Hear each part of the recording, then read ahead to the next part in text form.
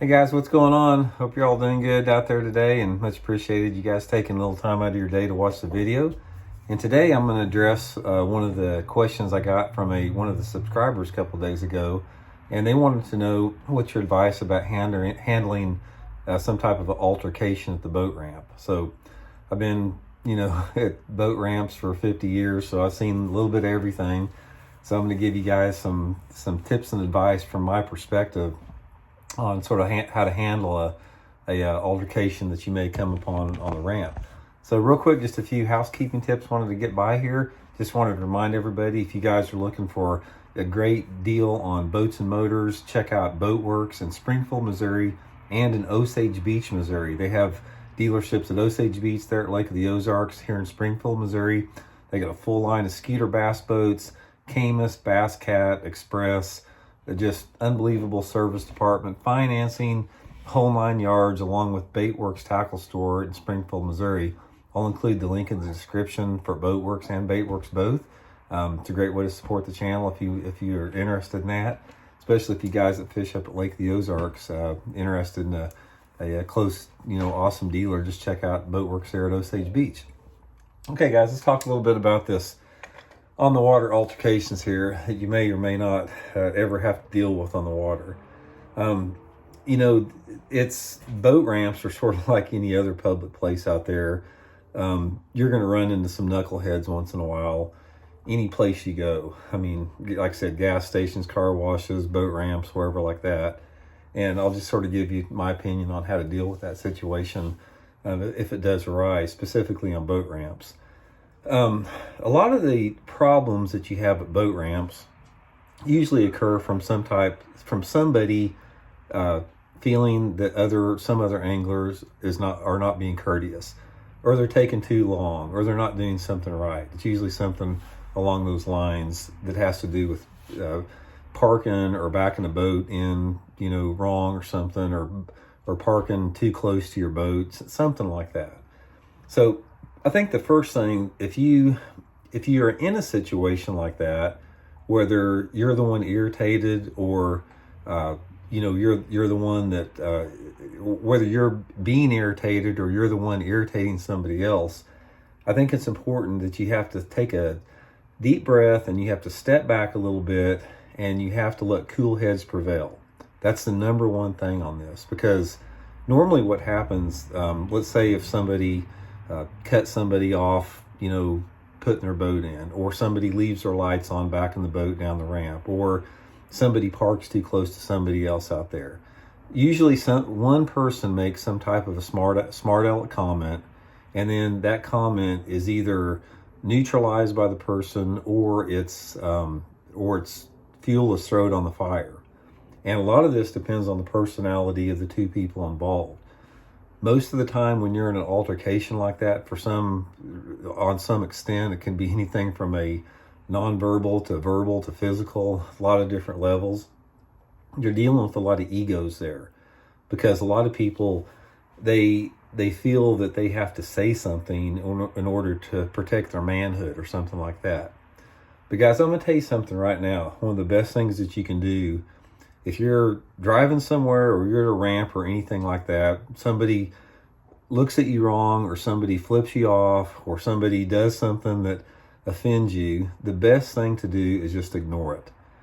You don't know what's going on. Maybe that person's having a bad day. Maybe that person got fired. Maybe their wife left them for some other guy. You do not know what is causing somebody else to act the way they are doing. Maybe they're just a jerk. You just never know.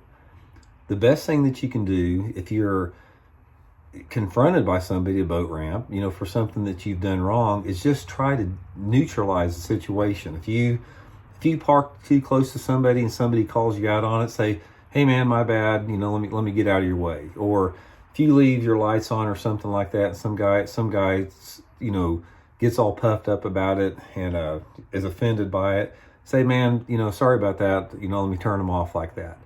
That is the best way to handle an altercation right off the bat, because that way the situation is immediately de-escalated. You can go about and you can have your good day on the water. You can go home at night and see your family, and you can wake up the next morning. That's the way to handle any situation. Here's what happens if you don't handle it like that. Say for example, you pull in too close to some guy, and say some dude gets out of the truck or something like that and starts mouthing you, and say you think you're a tough guy. You're like a Texas redneck, and you weigh 250 pounds, and you've been in a bunch of bar fights, and you don't take you don't take anything off of anybody, and you start mouthing this guy for saying something to you about parking too close. What happens in that situation is that there are a ton of things that could possibly go wrong. Let's say, for example, that the argument starts to escalate, and the confrontation looks like it's going to turn physical. Do you realize what can happen in a physical altercation? Either or. Say, for example, it escalates to the point where something starts to get physical. At that point, one of you, either one of you, you might do something. You might take a swing. The other person might fall down, hit his head on the side of a boat trailer, and he kills him. Then you're going to spend the next 10 to 20 years for manslaughter or involuntary manslaughter. Say you get in a fight with some dude, and you start rolling with him, and he pulls out a knife and stabs you in the neck, and then you're gone, and your wife and family, your wife's a widower, and your kids don't have a father anymore. Say for example, you get some guy that is just way out in left field, and he pulls out a gun and shoots you.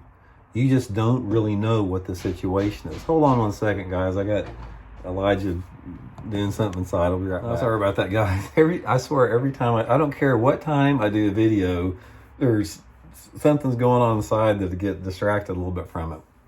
So anyway, back to what I'm saying here is if you have an altercation at a boat ramp that escalates into physical, there is 6 billion things bad that could go wrong with it. Like I said, you can wind up in prison for the rest of your life. You could be maimed forever. You could lose your family. You could lose everything that you've got. Most of the time for nothing more than ego. So what I'm saying is, you don't know what the other person is capable of, that you're fixing to get into this altercation with, that can be prevented. Now, that being said, you do everything that you can to avoid escalating a confrontation. You try to neutralize it. You try to get away from that situation.